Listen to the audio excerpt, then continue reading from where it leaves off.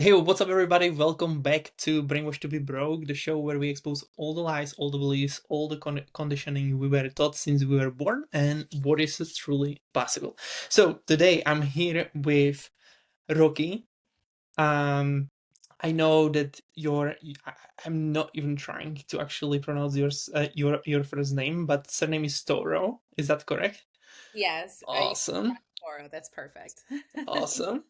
So, a little bit about her. She is a transformational trainer and speaker who helps companies build stronger leaders, better communication, and healthier teams. So, I'm really pumped for this conversation because a lot of people know how to sound like a leader, but far fewer know how to bring out a real change in a room. So, with that, I would let you to introduce yourself a little bit for those who don't know you, what is this type of claim to fame for you? Claim to fame, that's a big one. Well, as you said, I am a professional speaker and I also go into training and facilitation. The ability to communicate and speak to people is something that will transcend multiple aspects of your life. And for me, when I went on my journey of corporate, I didn't ever think that I would land here. In fact, I thought that I was just going to stay in the marketing world and go up the ladder and have the big title one day and the cushy salary, be good to go. And that did not happen according to any type of plan. In fact, I was moved to multiple different spaces that helped me develop the ability to speak in front of crowds, may it be virtually, may it be in front of on a stage, may it be in a training room or in any type of facilitation space. So what I learned through all of it was that there was a great way to impact people in teaching and guiding people along in a process. And when life does what it does and takes us different spaces than we expect to go, we have an opportunity to take all of the lessons that we've learned in our life, alchemize them, and allow other people to see what space they can arrive to with their own experiences. So it's not a matter of telling people, it's a matter of just igniting people to see that there is more to life than the narrow path that is pushed down our throats from the time we are so small and breaking out of the matrix, so to speak. I love it. Yeah, it's really interesting how so many people are still believing in this type of corporate ladder climbing, whatever it's called, right? It's so insane to me. Like, guys, like it, how the how the hell you can know how much money you're gonna make since the first day of the year that you're gonna make in the end of the year. Like, this is insane to me. Like, wow. You started out with that because for me, that was the goal. The goal was to have that sense of security. And I'm like, yeah, okay, I can't make more, but I know what I'm going to have so I can budget accordingly and I can have my I's dotted and T's crossed and feel secure. And the thing was is that yeah, the paycheck was consistent, but and yeah, you can get bonuses, depending on the business you're in or whatever, but you sell your soul on another level to Oh my. people that. And I agree with you.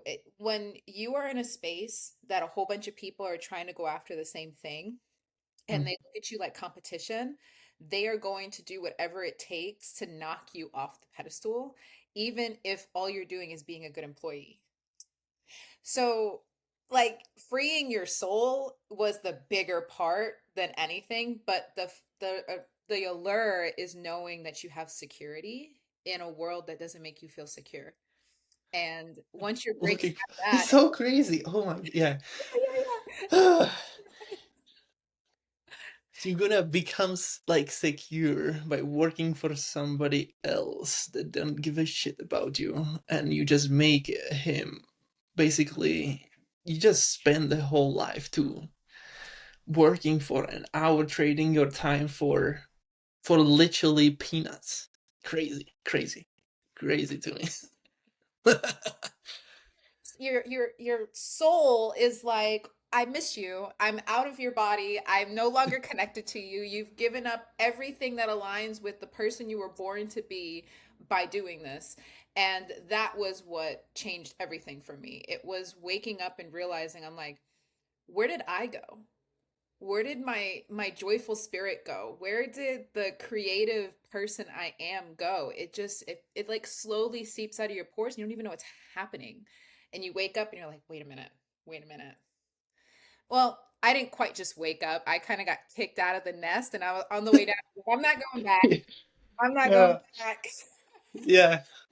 Well, I feel you actually on that, because yeah, it was pretty tough. Like, I don't know how was the couple of, years for you when you started a business and like finish your schooling and so on, like, have you been actually, because I completely missed it, have you actually worked for corporate, or you've been like straight entrepreneur? No, I worked for corporate for over 10 Okay. years. I did. Okay. So that's interesting. Okay, I would love to know more there.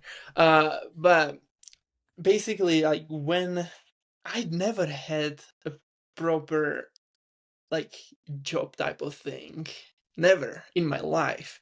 Like, I've been working like part-time stuff when I was kid, like when I was like up to 2021, and then, like, of course, when I moved to England, I had like part-time job because I've been still building the whole thing. I didn't understand anything, and I just like had to learn all of those things.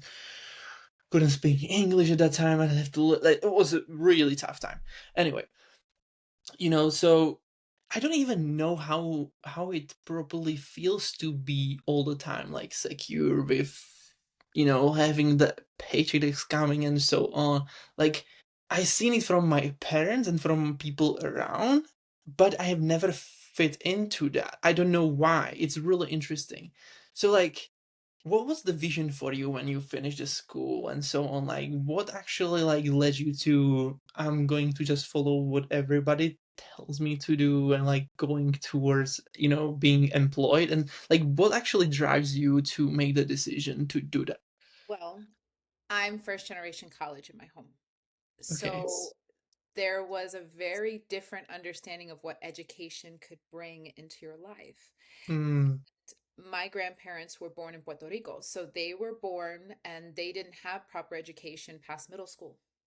mm-hmm. And my parents were both born in the States and they were able to go to high school and all of that and finish high school, but they went into blue collar jobs. They're boomers though. So they Right. had opportunity to build something financially at a time when the economy was a place that allowed them to. My father was an Mm, extremely hard worker to the point where mm, my mother was able to stay home when we were kids. And I just thought to myself, all I ever was told from a kid, you're going to go to college one day and you're going to have a great job. And I yep. fell into the typical millennial, this is the path that's going to work because it's going to be great for you. And I always loved school. I loved learning. I loved conversation that expanded my mind. I loved to be able to have like honest debates with people and see things from different perspectives. And I thought that I just didn't know. All I Mm, knew was I don't want to do blue collar work that's so difficult. Like my dad was a long haul truck driver. Before that, he was a correction officer for almost 20 years. He worked in Rikers, the Manhattan House of Detention. Like he worked in some very, very difficult spaces. And so all I knew was like, I'm not, I just, let me do something easier. Office work, you use your mind, you'll be good to go. And so coming from a family that no one really came from that, I didn't know what to expect right. until I was in it. And then I Mm, was in it, and then you just kind of don't see a way out of it, and you get caught up in this like hamster wheel of just yep. doing the same thing day in and day out. And like I said earlier, when you wake up one day and realize, like, where did I go?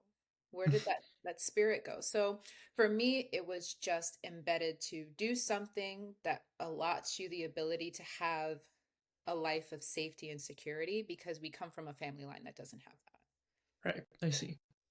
Well, it's really. Do you know what is really interesting? Especially these days, that most of the people, like those that don't want to go and start a business, or become entrepreneurs, most of them looking for a job in this type of like where they do not have to work hard, like places like being in off like office jobs and this type of things that they can just sit and talk to people.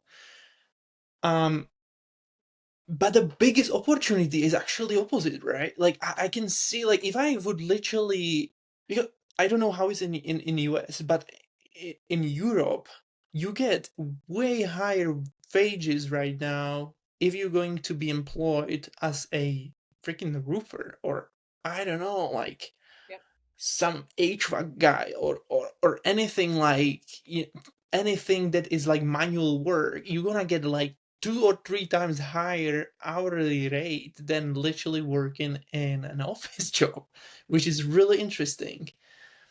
It flipped. Over Right. the years, it flipped. Because there were so many Right. people now that went to college and followed the right path of what they're supposed to do. And the next thing you know, there wasn't enough electricians. There weren't enough plumbers. There weren't enough people that were able to use their hands anymore. And so, Mm, exactly what you're saying, the same thing happened in the United States. okay.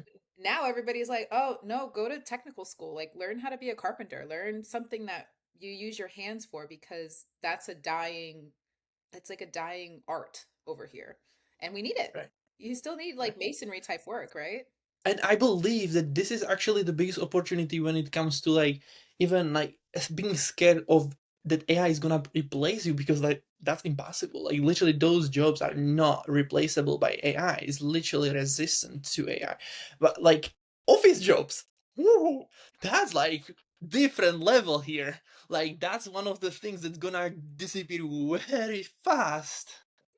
And so at the end of the day, you can pretend to put like an AI trainer in front of somebody, but it's not going to be the same as sitting in front of somebody and actually having conversation that brings you farther. So they can replace a lot of things, but how in I believe in my field there's still a lot more space to say, AI can take a back seat, AI can send out my emails, but it ain't going to do everything else for me, because you can't take somebody's story from them.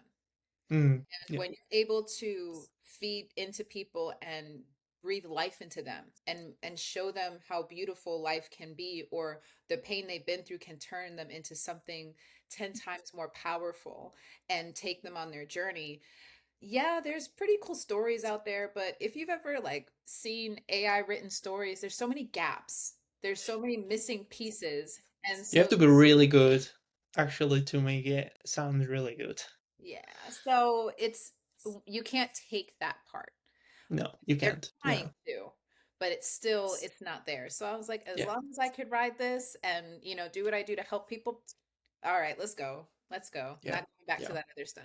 But coming from a place of understanding where they're at helps me give more, because Mhm. see it like hindsight is 2020, right? I can now see, like, I understand the turmoil you're feeling and navigating this, and also having to put up a front and a face that allows you to keep your job but suffering internally on all the other aspects of life. So Right.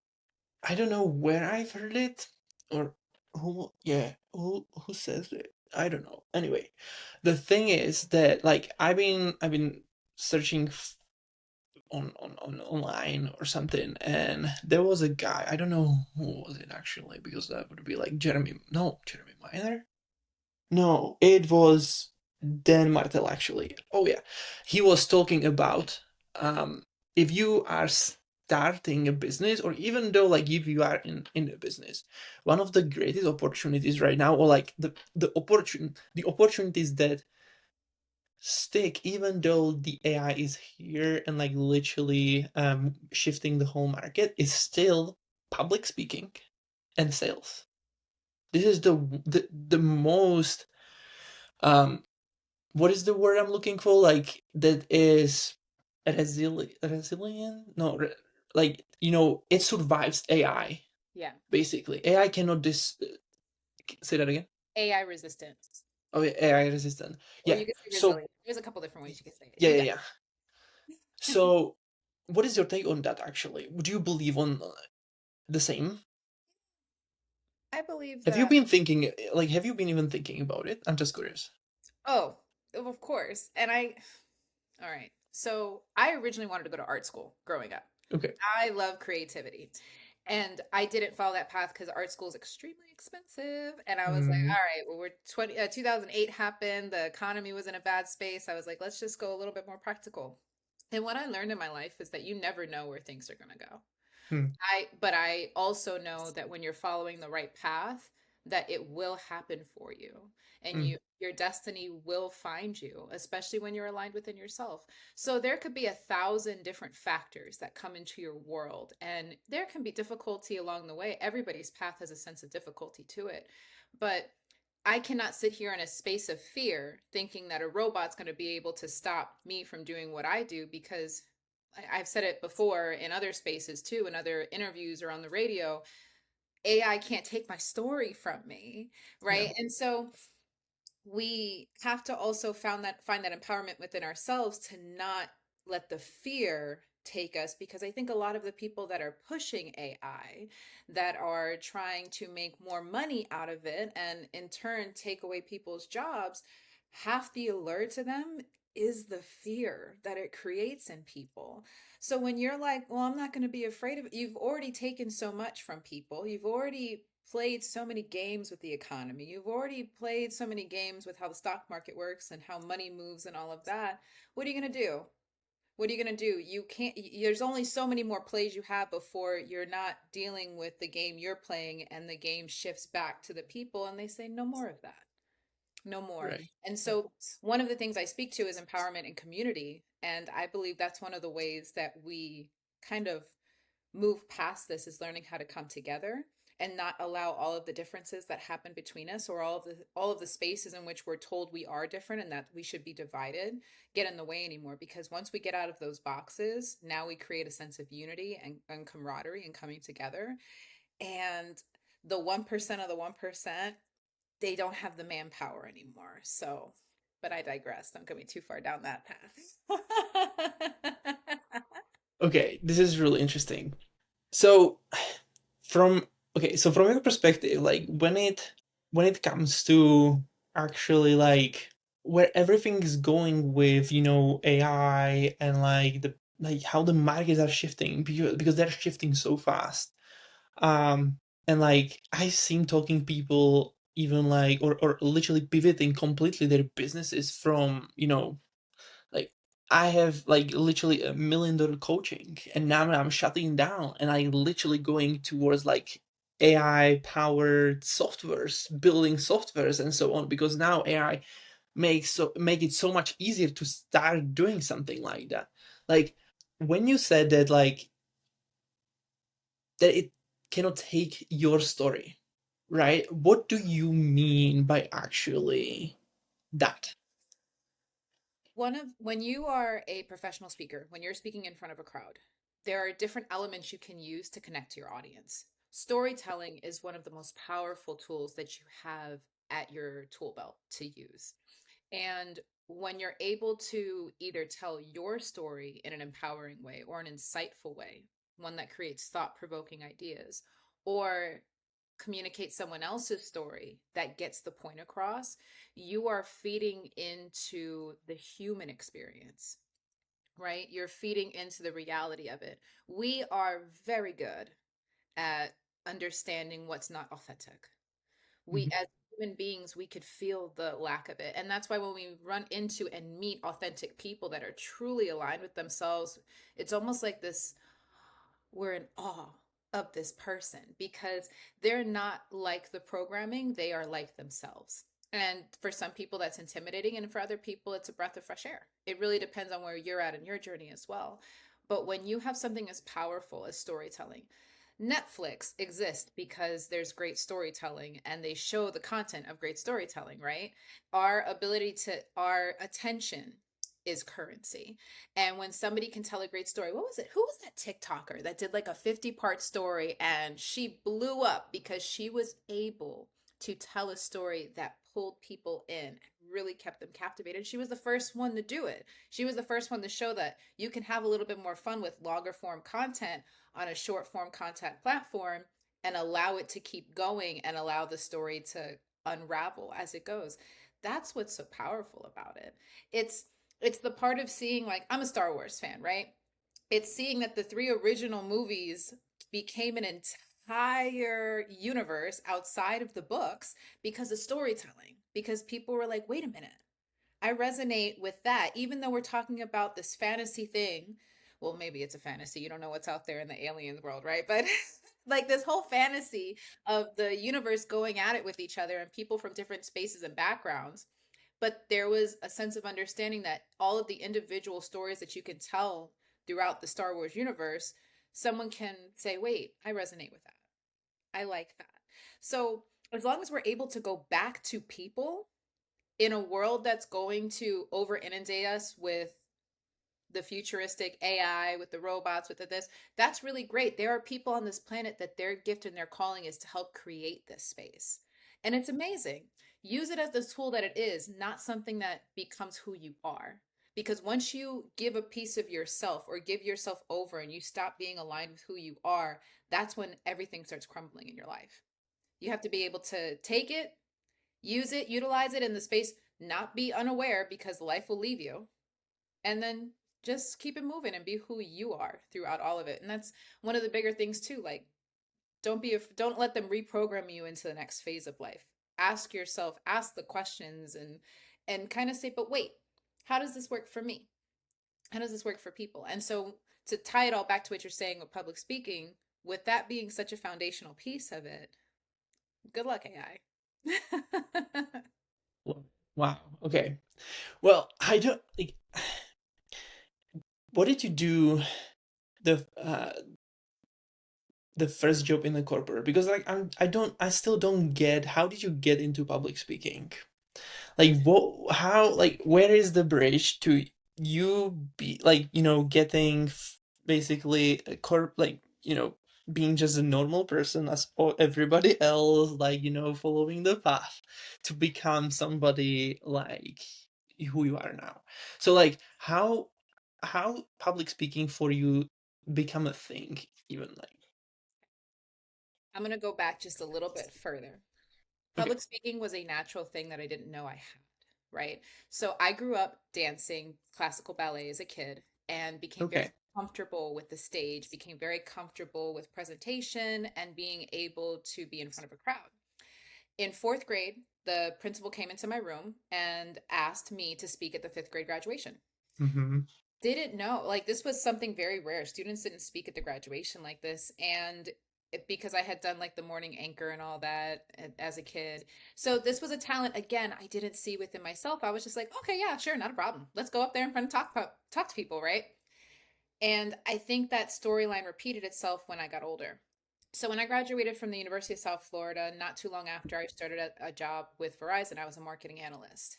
And originally I thought, again, this is where I thought I'm going to go up the marketing world. I got exactly what I wanted. I had a background in marketing now from my degree. And it just so happened that the marketing director, when she had the training team under her umbrella.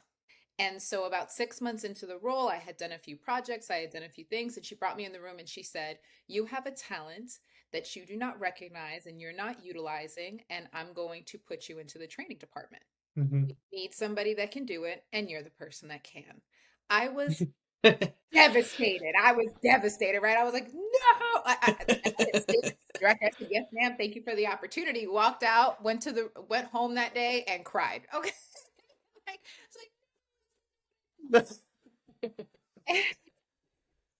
it was the grandest gift anyone could have given me. Anyone.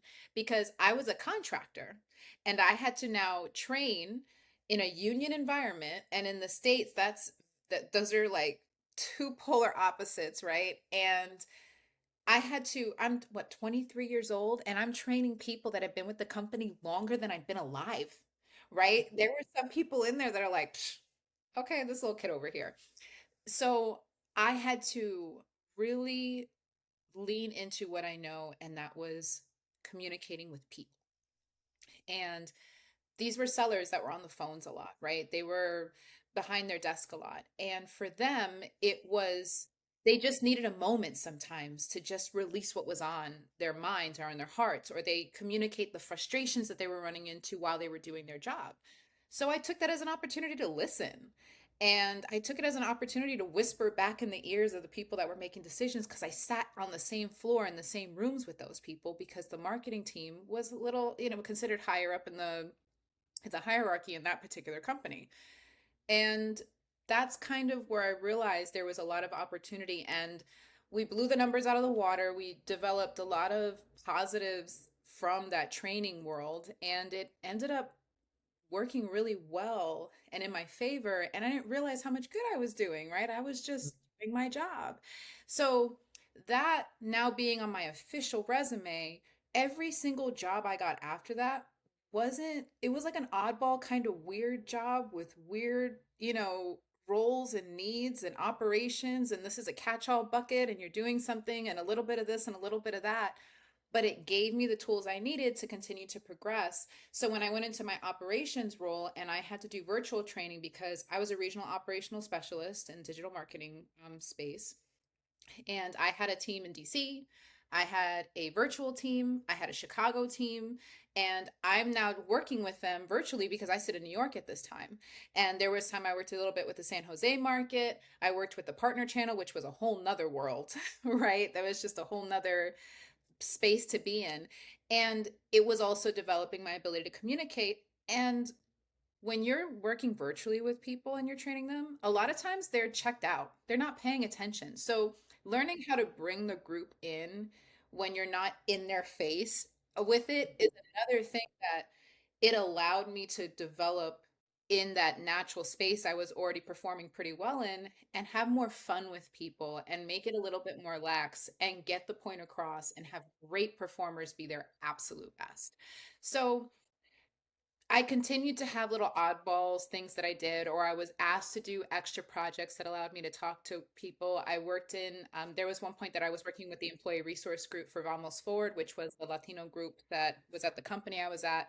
And I was the co lead of over 100 people.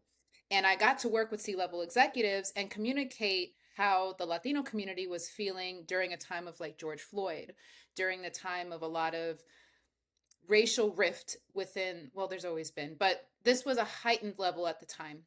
And I got to work with people from different backgrounds that were leads of different Yep. ERGs, military forward. You had those that were of the Asian community. You had people from all different backgrounds who were all communicating. It was absolutely wonderful. And I got to do presentations again in front of huge, large groups of people and thought nothing of it. So then when we went into COVID and people didn't know how to work virtually, I was one of the resources to help people learn how to ease into this life of working virtually and learning how to communicate with people without being in front of them, and how much more efficient your day can be when you're working within your space, right? Hmm.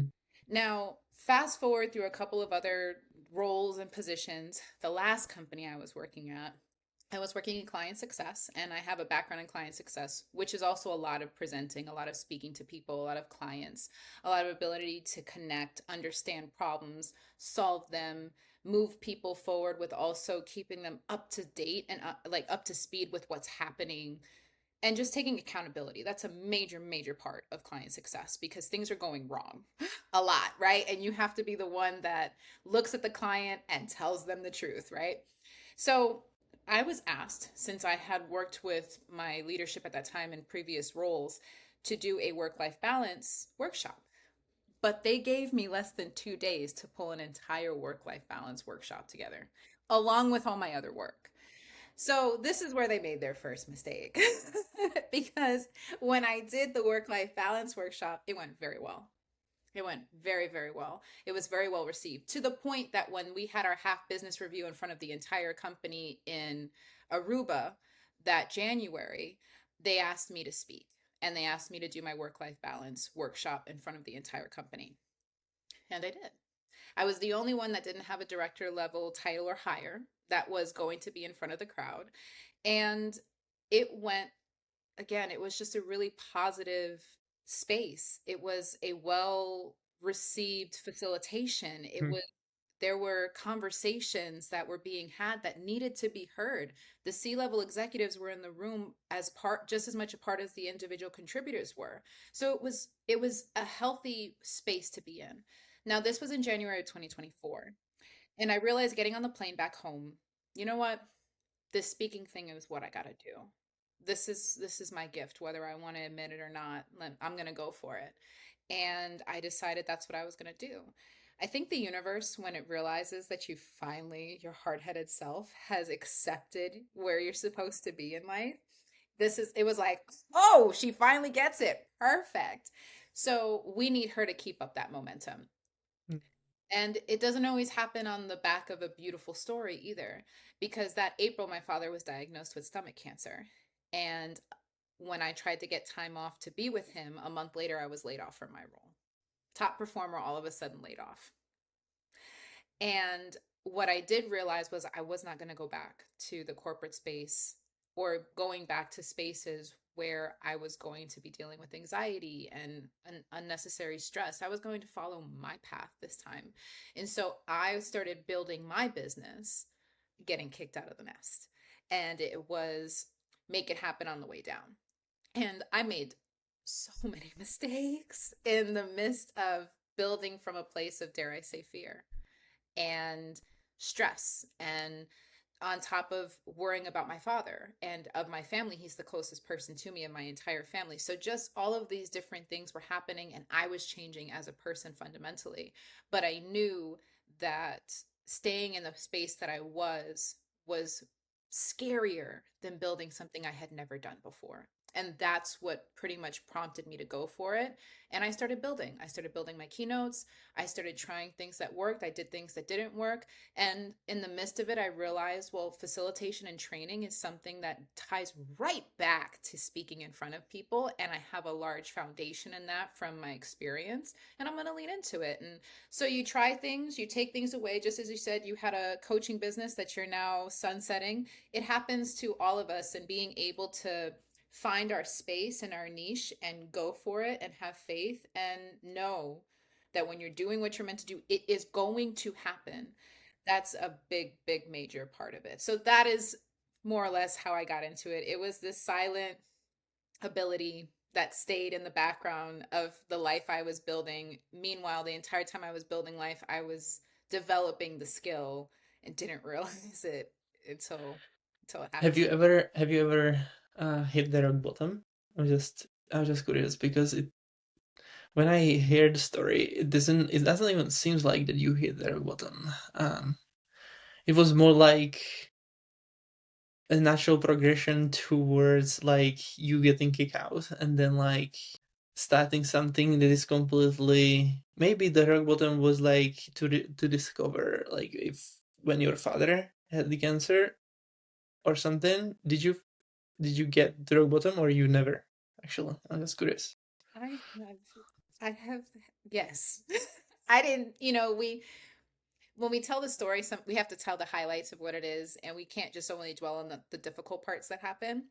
But when I was living in New York City, I was out of work for 16 months by myself with no help and no support. And I was living in a basement apartment, and I was taking oddball side jobs all over the place just to survive, wondering how I was going to eat every day, but every day I ate. Wondering how I was going to keep the roof over my head, but somehow I did. And that was more of what happened in my adult years, because I also didn't have a healthy childhood situation. Yes, my parents were together for 25 years, but that was not a healthy Yeah. relationship. And I've gone no contact with the majority of my family because I do not agree with the way that they think and the way that they treat people.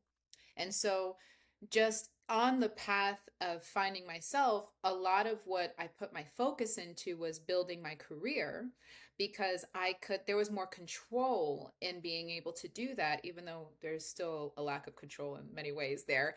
But there was still more opportunity for me to just pour my knowledge and what I knew into building that. And I discovered myself along the way. And the reason I don't think I became an entrepreneur sooner was because of I just couldn't handle it. I had so many other things I was healing in myself, so many spaces that I had to continue to grow in. I knew everything I didn't want to be and none of what I did want to be Mm. coming into college, right? I had no idea. All I knew was I don't want to be like that. I'm not going to do that. I'm not going down that path.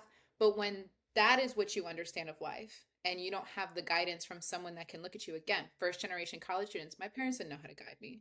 Well, my father, right? He didn't know how to guide me through that. He said, baby, go do whatever makes your heart happy. right? At least I had that space from him. Not everybody gets that. But when you only have that and I guess the lack of guidance in that area of your life, it's like throwing spaghetti at the wall. You're just waiting to see what sticks.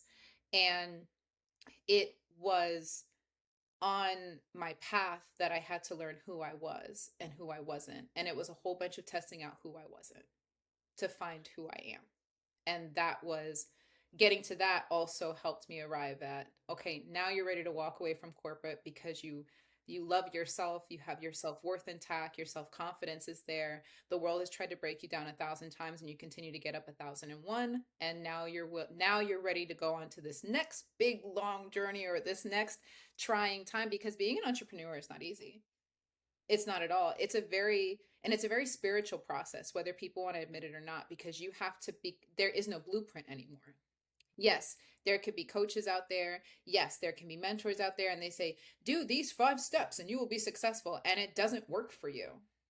That's what happened to me. It wasn't working. My mentors were not able to connect with the what I needed. They were giving me what worked for them, but our energy is completely different. And I mean, just in the sense of being feminine energy versus masculine energy, a masculine energy can go out there and pursue. A feminine energy that's in her aligned feminine is more of an attraction. And that's being super comfortable in yourself and knowing I'm going to put what I do out there and I'm going to attract the people that are meant to be in my life. And that's a whole nother way to approach business. And that's not how we're taught in the Western culture to be. But if I went and tried to do it in a way that betrayed my natural energy, then I was just going to find myself back in the same rat race, the same hamster wheel that was depleting me the first time, because it wasn't a true reflection of me. It was a true reflection of someone else's crap that they told me to do. So, I love it. Okay, well, when you being in that situation and like having so many like basically being inside of your head and you couldn't like figure it out, like the whole business side of things. Well, I believe that there is like lots of people that are struggling with that. You know, it's just a journey of pretty much every entrepreneur. Like I'm really curious about when you were in that situation and you had so many like this type of limiting beliefs about yourself and like how things are actually um happening. Like, what would you do differently after you dealt with them? For some like and like what would you do differently basically so somebody else who is probably in that same situation could actually solve this type of problem? well, it's actually one of the things I talk about in my Betting on Yourself keynote and my workshop that I have, because I talk about the 10 different steps you can to have a better sense of your mental and your who you are so that you can move forward and do the things that you were meant to do. Like truly believe in yourself so you can achieve the outcomes of success that you're looking for. And the first thing I talk about is the voice within, right? Mhm. The voice in our head is the most powerful thing, either for us or against us in our entire life. End of discussion. There is nothing more powerful than what we have here, because whatever this is telling us all day is who we become and who we are and what our outside world is. And for me, I was always so hard on myself because the voice given to me in childhood was to hate myself, right? Mm, And so when you have a voice of self-hate in your head, you are not doing things for your highest good. You achieve something and it doesn't feel like you did anything. I remember graduating college thinking, oh, when I graduate, I will have this, I will feel this, I will be better. And it didn't feel like anything spectacular or great. It just felt like the next thing, all right, next thing to do. And I wasn't learning, I didn't know how to appreciate the moment and appreciate the accomplishment and not be proud of myself for who I mm, was and what I was doing. So, going through that time, especially like in New York City, coming out of all that time of not being employed and not being always being around the right people that were pouring into me in a positive way, but were constantly putting me down, constantly trying to make me smaller because my my my existence in a room bothered them, right? And a lot of people are like that. When you're around that and you're taking that in, your environment is actively creating you as well. And those are not healthy things you need. I had to get out of that environment, right? I had to get away from those people. And then I had to start talking to myself. So when a negative thought crossed my mind, I had to stop it cold turkey and say, what's the positive of this same thought? How do I switch gears? How am I going to stop myself from doing this?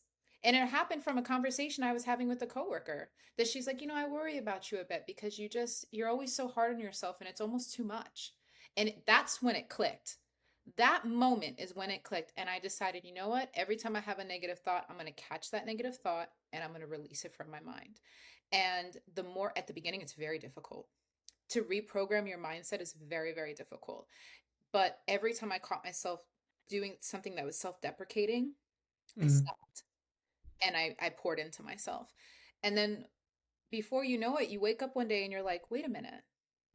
I don't have that negative voice in my head that's stealing my life away from me. We naturally are more wired to think negatively than positively. So if we train our brain to make that positive or just neutral, right? Everything doesn't have to be false positivity also isn't healthy either because now you're not being true to yourself.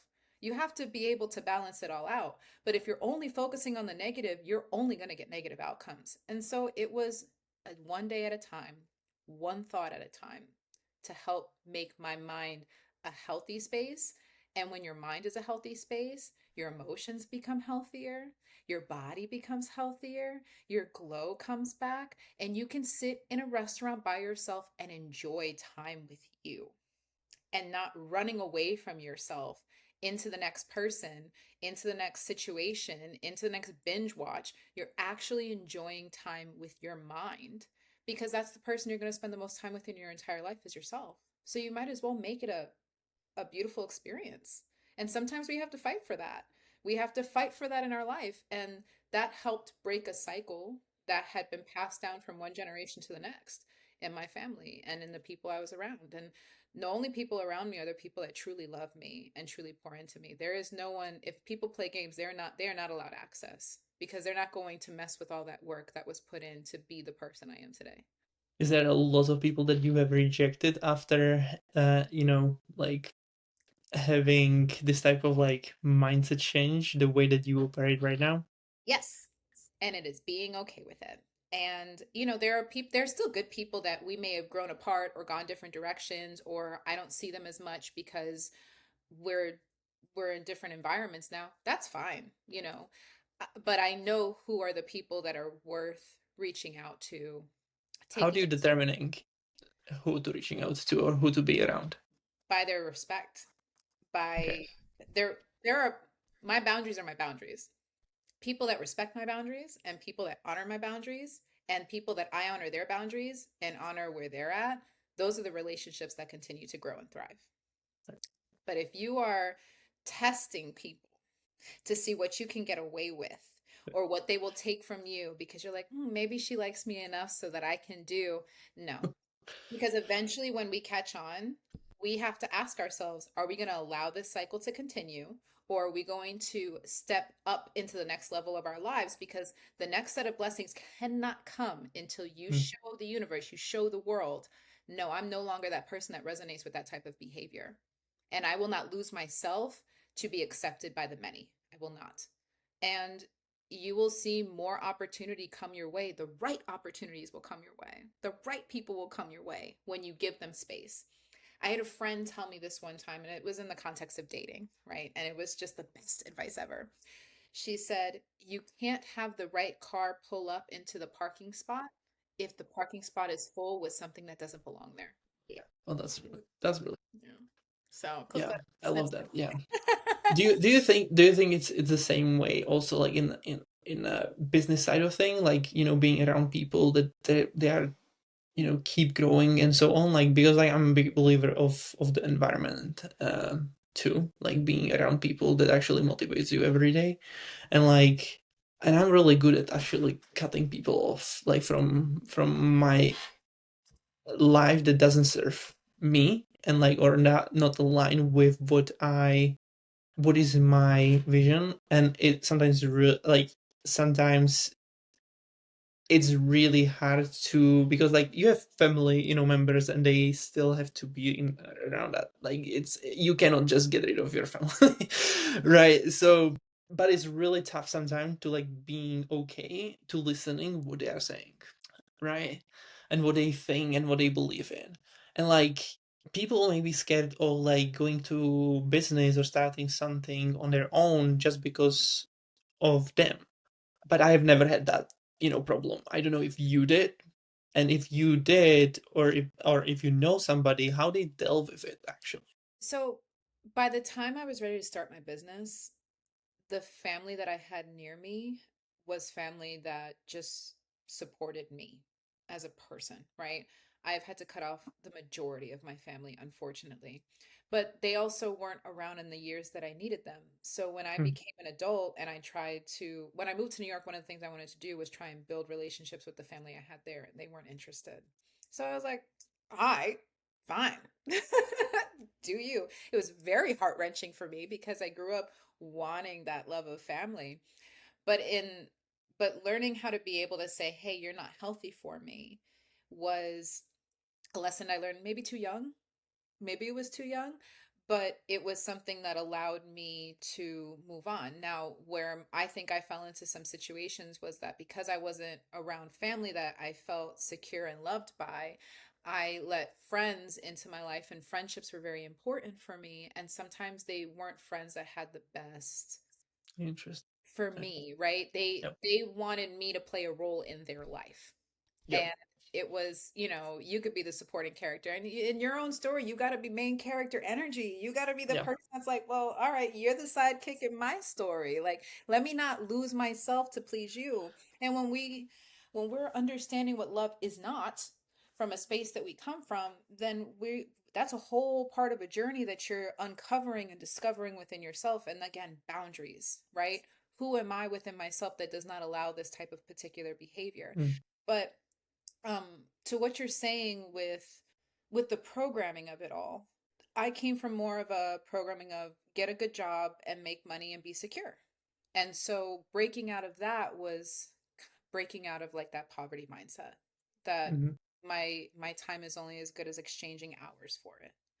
There is another way to perceive the world. And if I'm not happy in the space that is what everybody thinks is the way to go, now I have to discover something different. And we get a little caught up in the right way to do things, especially if we have people pleaser tendencies. And I did. I'm a recovering people pleaser.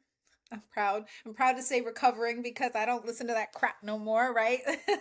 I'm, and it's just digging so deep into your authenticity that when you hear something that does not settle right within your soul, you listen to your intuition and self.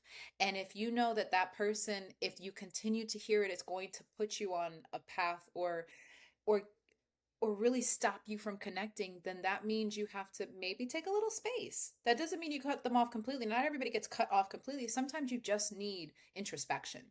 I mm, rather think in a room in silence than go into an arena with people screaming and try to think.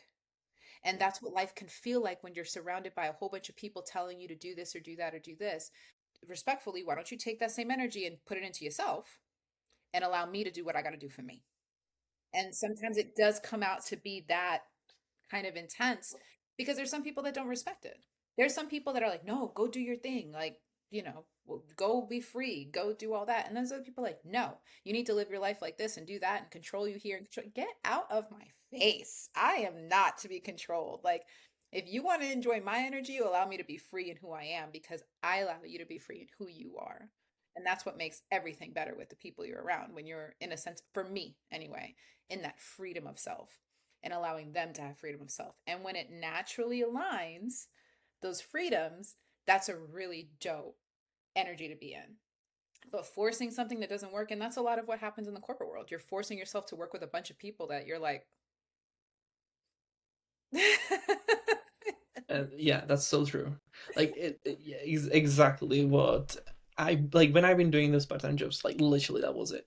Like literally pretending, like I don't like the word like pretending, but like literally you do pretend like your mood, your like literally everything just to go build like you know, just be okay with them, so you're not like literally like messing up the day or something. I whatever. Like it's really interesting how people can just accept it and just being that way. But it's so funny also, like when it comes to like so many people are complaining all the time about their lives, and like, and they don't do anything about it, and they just like, it's really interesting like that people can stay in that zone of like feeling unhappy and just don't do anything because they are basically closed minded. They think that this is the only way. Do you like, like, I've been always open minded, right? Like, have you ever experienced like people that are completely like shut down and like, I, there is nothing better in the world than be just, being this type of person that they taught us since we were born. Like literally just this is the path, that's it. We all play different roles in this thing called life, right? Yeah.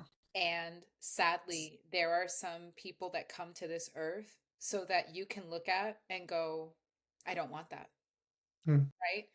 And for you, you see someone that has conformed as like, you're like, oh my God, that's the scariest thing anybody can do, right? Like, how could you allow everything else to control you, brainwash you, right, into yeah. something else? And I think that it happens systemically and it happens over time. And when it's a slow drip of Hmm.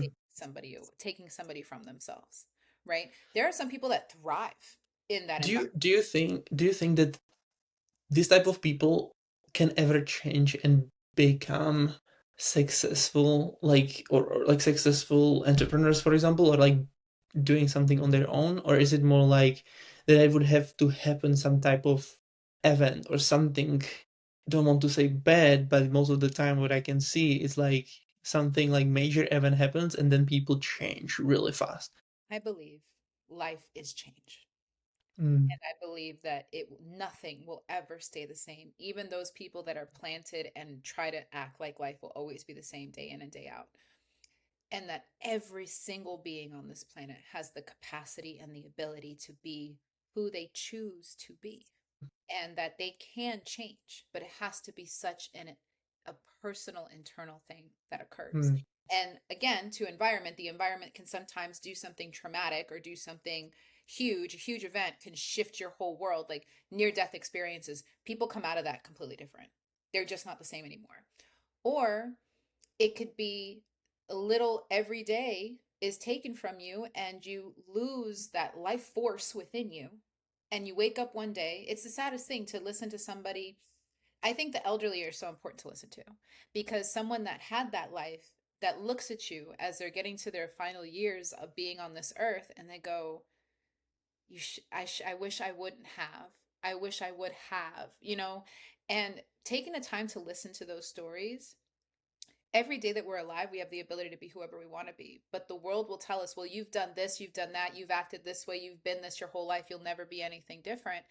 Who does that benefit?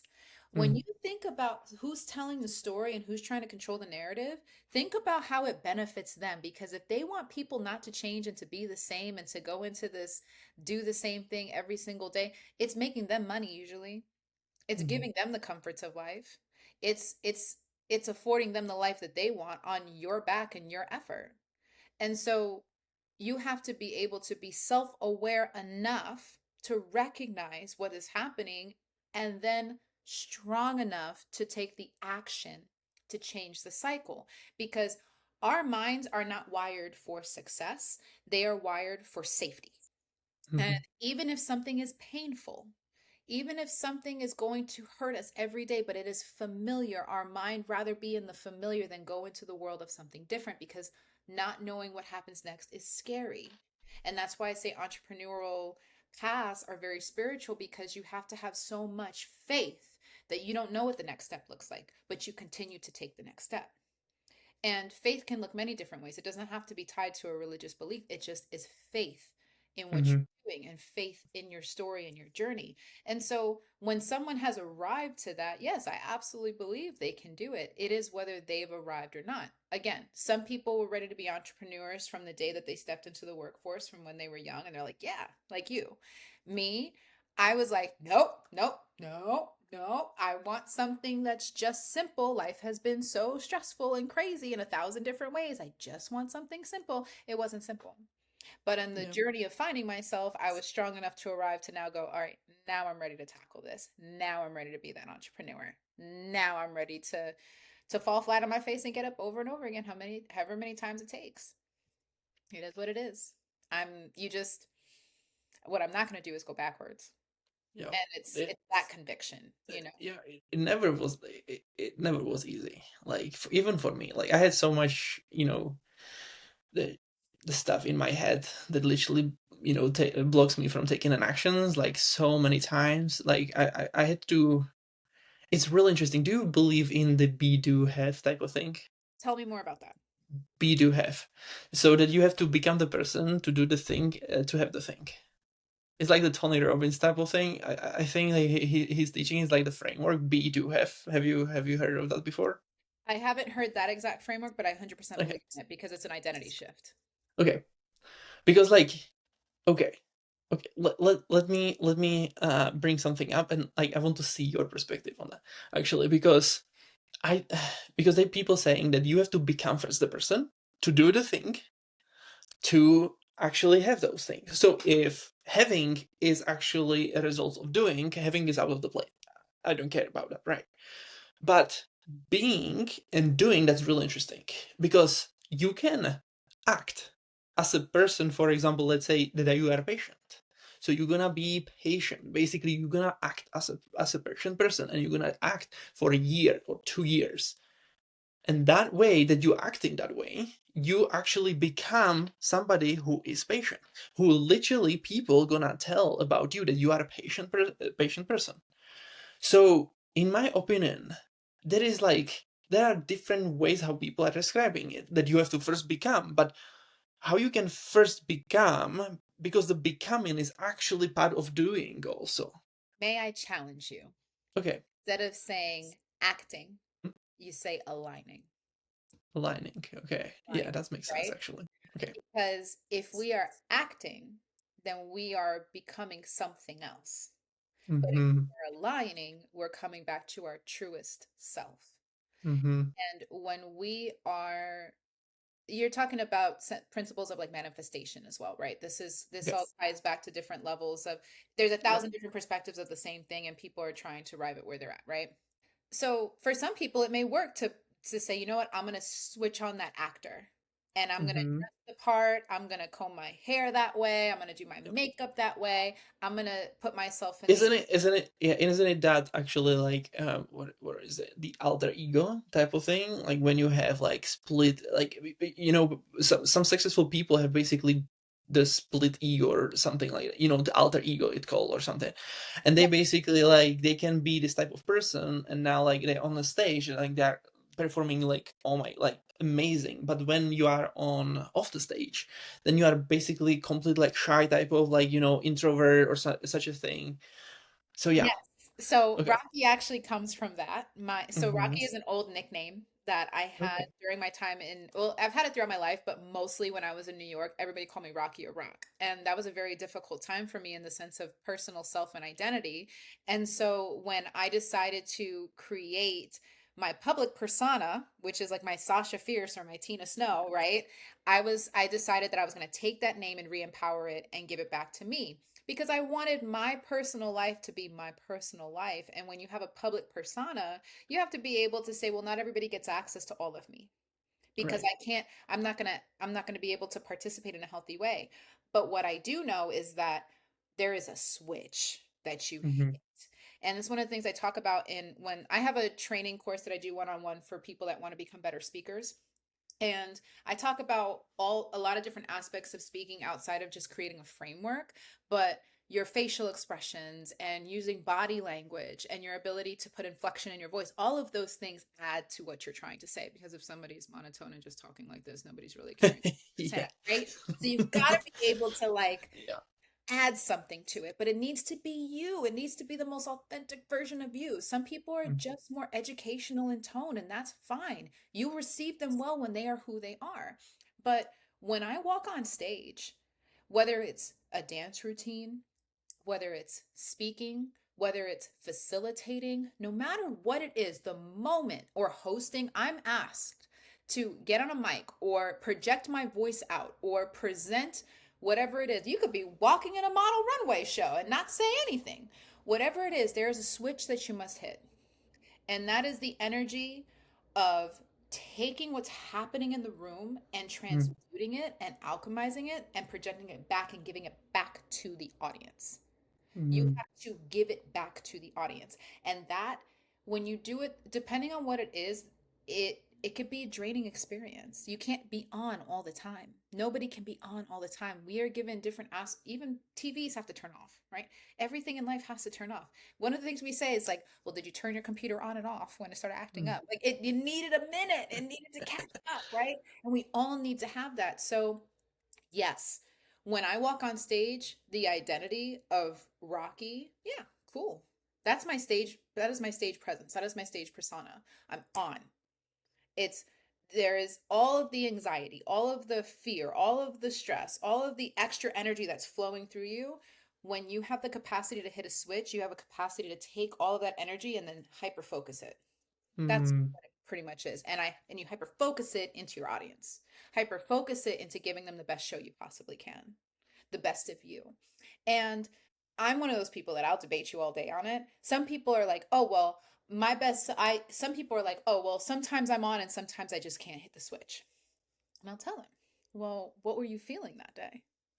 Were Mhm. you stressed out because you tried to catch four different trains and then you had somebody push you on the platform and then you somebody drove by you and there was water splattered all over you, or you were stuck in 2 hours of traffic and now you're in the worst mood possible?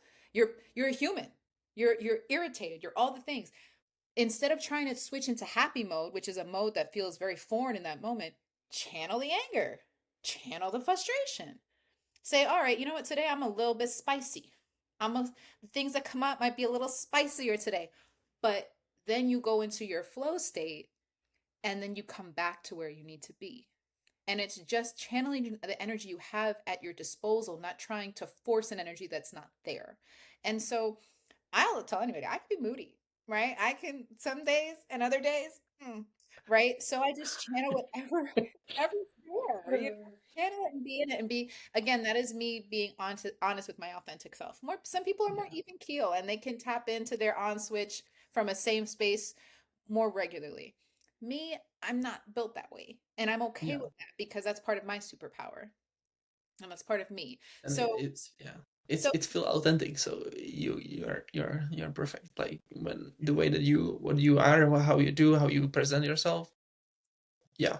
we all I are. wouldn't change like yeah. Because like this is exactly like what you have to guys realize that you are good enough, you are smart enough. God says it already.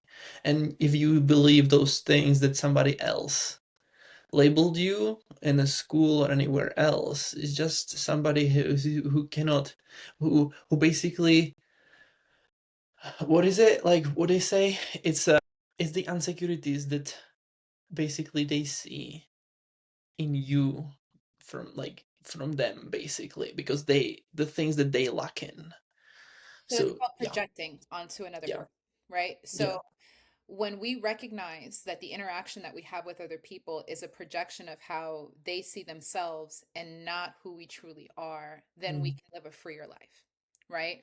Because I've had people look at me and say, "You're just too much." Okay, I'm too much for you. And mhm. if I've too much for you, then go find less. Yeah. That's so funny. Yeah, I had this type of problems like really a lot. Like especially like because I'm this type of person like I'm behind the scenes type of guy. I love to do systems and such, building these whole things. I love doing stuff like when it comes to like building actually. Um, and then like there was a moment that I had to realize that I realized that literally like being a successful business owners, you cannot be just behind the scenes, like nobody knows about you. Like you have to, you have to become the person to be able to like communicate the message and share and like help people to actually. And it's so funny because it's more of the time actually being in front of the camera than actually being behind the scenes, because like it's really interesting. It's completely upside down than you think when you're starting a business. But yeah. You know, it's funny that you say that because Yeah.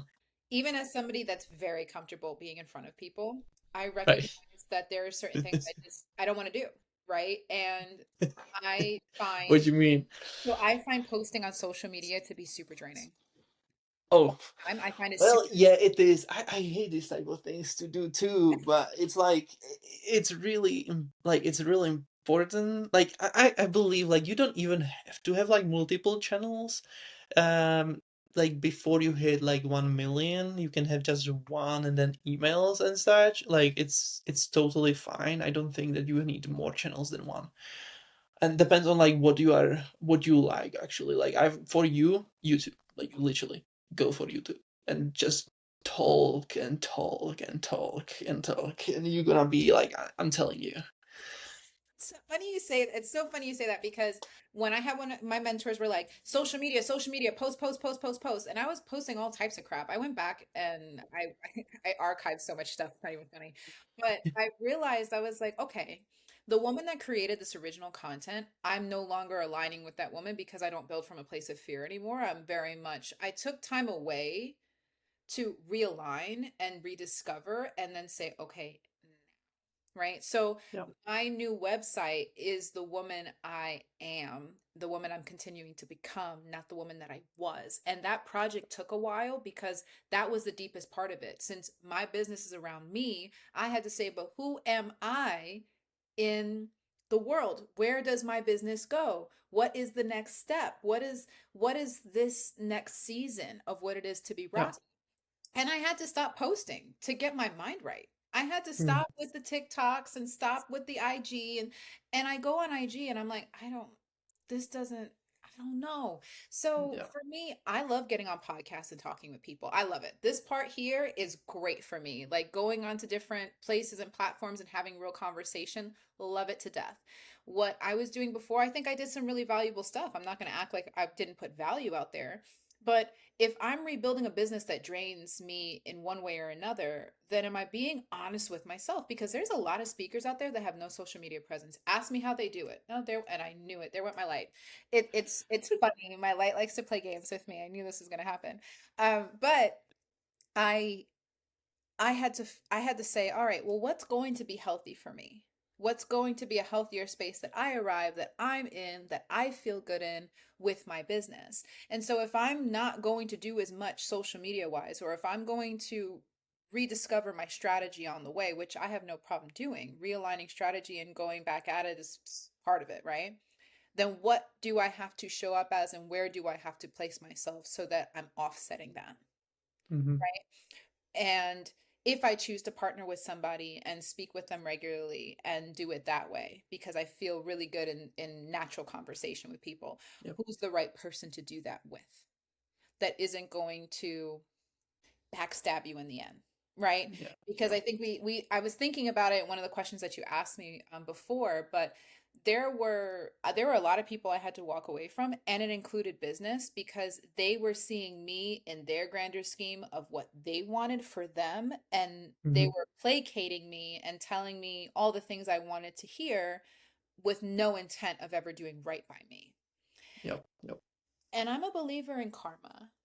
I truly, truly, truly am. So if you're going to be someone that does not, if you're not forthcoming in what you really want from somebody or other people, there will be a lesson for you just at the right time. Oh yeah. Just at the right time. Yeah. So there's a lot of that too. So I think social media is a great tool, but I also think it's so saturated and so many people are doing it. It's and there are people out there, I don't know if you've heard of human design, but people fall into different categories and generators can go all day, every day. Like they're the Mm. worker bee and they can just their ability to go, go, go, go, go is incredible. I Yeah. am not a generator. I am a projector. So Hmm. I have more ideas. I have things, I see things in a, well, what if we discuss this on where we're going and where we're Mm, arriving to, and a thought outside of the what we do every day, right? Like the whole ability yep, to break the matrix thinking and to become your own person, that's very much a yep, projector yep, mindset. And so the thing is, I can't force that kind of thinking on people. People don't want to hear it unless they're ready to receive it. yep, But I can't go 24/7. I yeah, can't yeah, do the way that that especially United States with the very capitalistic way that we have going on, right? It's work, work, work, work, work. I don't thrive in that. And that's depleting for me. But if mm, you ask me to come into a room and create and think of new pathways to do something or question what's there and rediscover and take it to another level, 20 hours in, my brain is doom, doom, doom, going, going, going. I don't even realize the time, yep, yep. right? But then I have to take a step back from all that and recalibrate and be comfortable and rest. And a Mm. lot of times we're not taught that rest is okay. Yeah, I believe in Europe is pretty same. Like we have the the capitalist type of thing um, in here, but then there are people in probably like in every era, I believe, that like doing this type of like helping each other, like giving stuff, just like changing stuff from like we had this opportunity, like our lens provide this, and we just trading basically this type of things, like and making it easier for each for people, like making it like making it more accessible even for those that they don't really have the capacity with money and all of that. So it's really like it really depends. Like I believe that's probably even in US. Like you have your like there are tribes that hold each other and support them like with I believe, but you know it's all like this whole process is basically it's designed, or the whole process, the whole community, or like the world is designed to like capitalist way, right? Even the money, like it's really interesting that we as a humans we have only one thing that we can agree on, which is money, and they are not even real, That's a whole right? conversation. Right? Like That is if a you whole. think about it, like we cannot even agree on our relationship, religious. We Mhm. cannot agree on like how health or like how healthy lifestyle look like. Like we cannot agree on anything, but we agree on money, which are not real, which is really crazy to me. Like, but anyway, like this is really interesting. Like, like this is conversation for another day. Like literally, like I'm like it's yeah. I thank you so much for being here, having amazing conversation with me, and sharing so much of your insights and like journey and everything what you had experience with. And from the situation that we are in here, and like what is going on with your business also, and like with your personal life, like where you can see yourself going into, like in the next 5 years, for example, like what is the goal for you, where is the future vision for you, where you are heading with with business and personal life? For me, I want to go international. I want to go worldwide. I want to be in all the places and experience all the things. And for me, I one of the great things about the business I have is that I'm not stuck in one place. Now there are different projects that have to happen in person, and so I may end up in a more rural place. I actually worked with Vermont State University, and that was very different than being in a place like Tampa, Florida, right? Mm, So, or again, presenting in Aruba was very different than presenting somewhere in New York City. And so I've had an opportunity to present in different places. And what I've realized is that there's so much beauty in different, just parts with the United States, never mind what's out there in the world. And I'm very fortunate that I have the freedom to be able to get on a plane and go, and love there's it. not anything that's holding me back that says, all right, well, you have a responsibility here. Well, my responsibility at this point is to myself.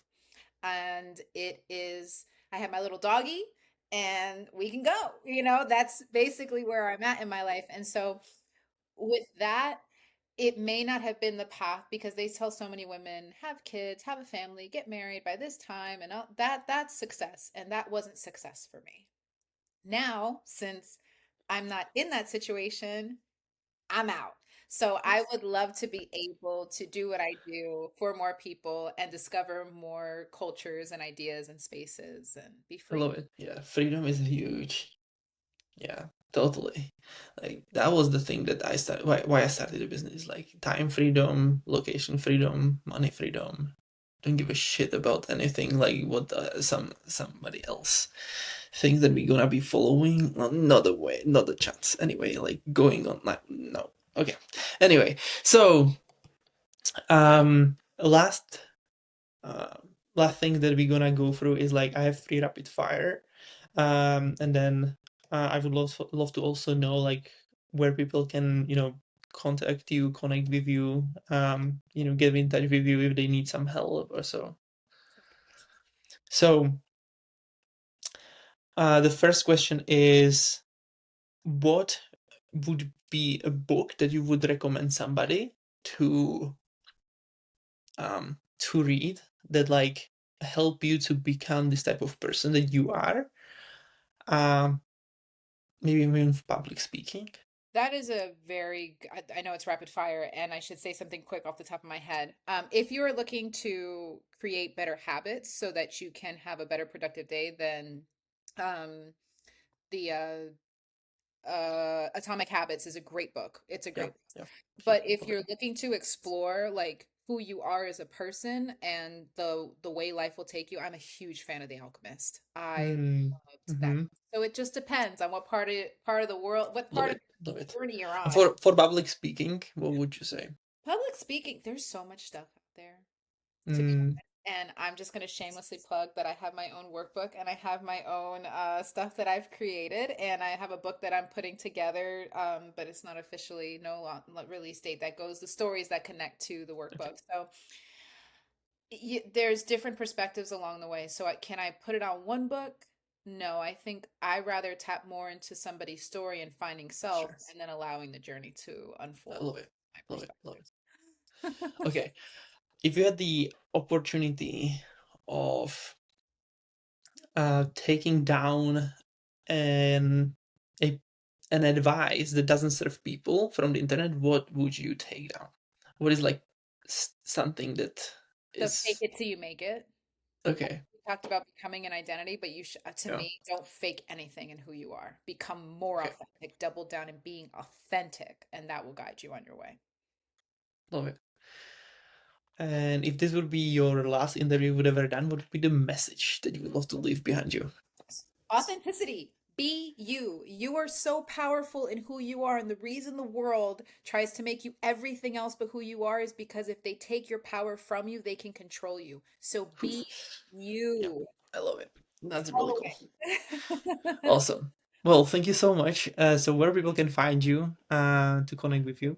Well, again, I know I mentioned I just redid my website. It's going to be rockytorospeaks.com. That is going to be my most comprehensive place where you can see the type of work that I do, what kind of things I offer, how I'm available to activate, and you have a contact form that you can fill out if you are looking to bring a speaker or a facilitator into your world, host, MC, anything like that. I have social media. Rocky Toro Speaks is where you'll find me, but we're going to be probably adding some newer, fresher content when the time arrives for it. But if you'd like to see some of the work that I've done, you can catch me on my YouTube channel at Rocky Toro Speaks, and you can catch some of my tips for being a better speaker on my TikTok, which again, at Rocky Toro Speaks. That is the best way to find me, at Rocky Toro Speaks. Love it. Well, thank you so much. And for everybody who's listening, we'll see you guys in the next episode. Bye for now.